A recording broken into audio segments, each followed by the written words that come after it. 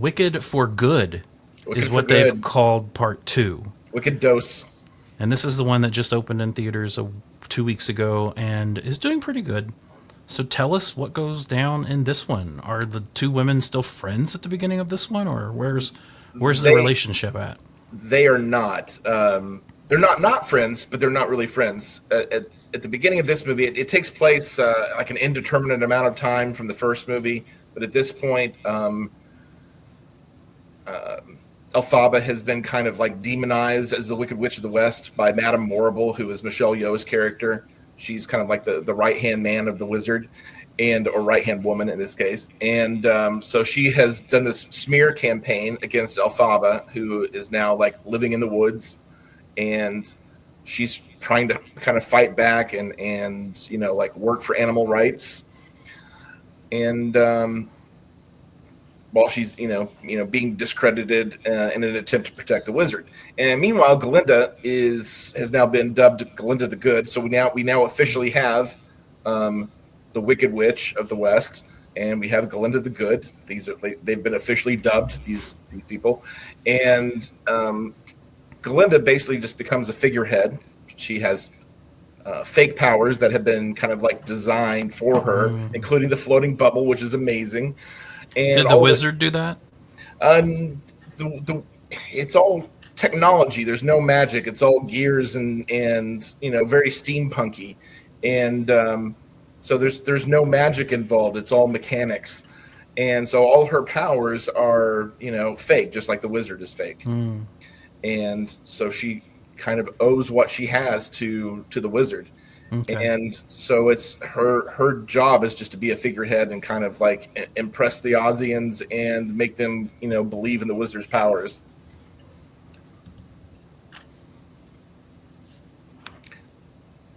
Now, do we want to go into any spoilers? Or hell yes, we do. Right after this.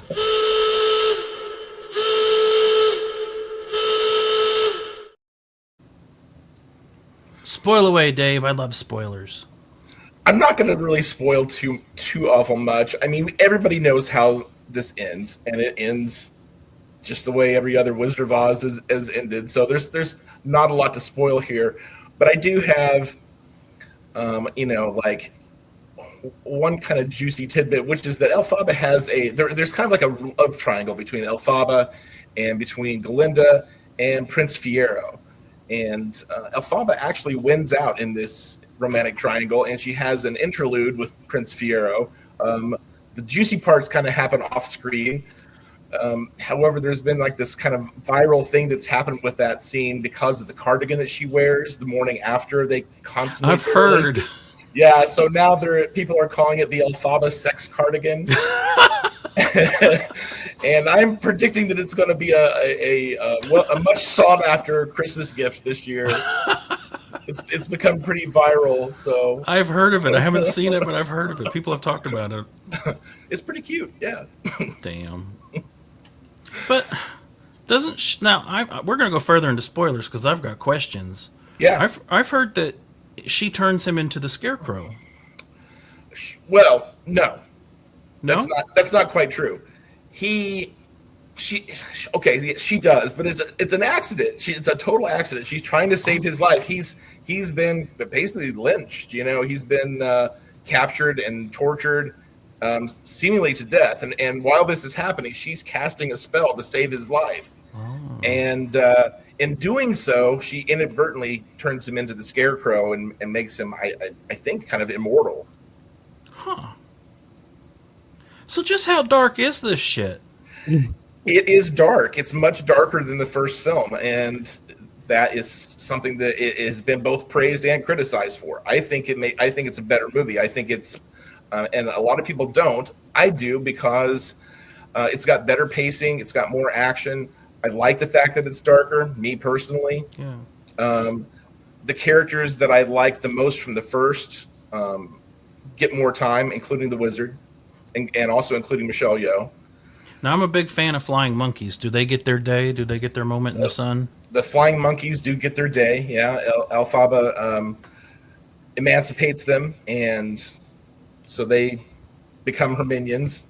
but that's not even the best way to put it, because they become more like her partners, right? She's not trying to be an overlord. She's not trying to, make them her slaves or whatever. Yeah. So at the end of this movie, would you even say that Elphaba is bad? Is she a wicked witch, or is she just completely misunderstood? She kind of has this weak moment where she decides that, she has been so misunderstood that she's going to kind of like lean into it. If they're going to call me wicked, I'm going to be wicked, And so she kind of leans. That's how I'd be. Yeah, right. And she kind of leans into that for a while, and but of course she pulls it out at the end. And no, the short answer is no, she's not really wicked. And the relationship between her and Glinda just is completely deteriorated by the end? No, actually, they kind of reconcile by the end. Really? So where does this movie end in relationship to the story we all know from the 1939 movie? Because I see that Dorothy, the Tin Man, Scarecrow, they're all in this movie. They are in this movie. It's kind of funny because they are very much in the periphery. They're not. I kind of made a joke about the fact that I envisioned that the actress who was hired to play Dorothy going and telling all her friends, I've got this part playing an iconic character in one of the biggest movies ever made, and yet you never see her face. You never see Dorothy's face in the movie. She is completely anonymous because that storyline is kind of secondary to, the sure. the arc of Elphaba. So does Wicked for Good go past where the original Wizard of Oz ends? It does. Okay. It does. Yeah, and I'm going to spoil the ending because since we played the spoiler, I'm going to play it again because I love it.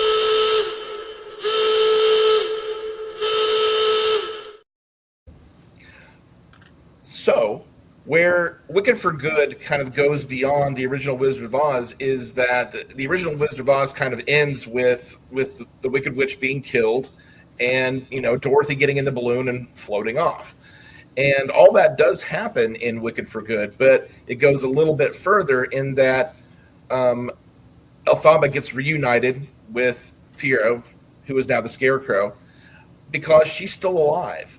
She actually, in the scene where, the water is thrown on her, all that happens kind of in a like a silhouette. So you kind of see it off camera.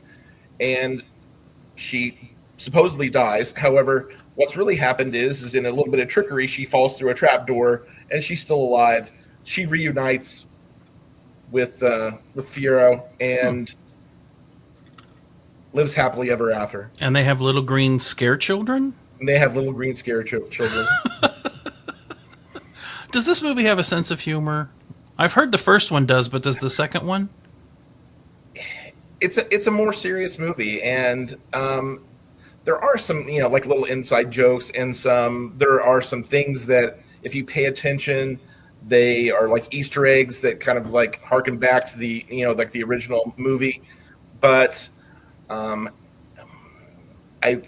it would be a stretch to say that it has a sense of humor.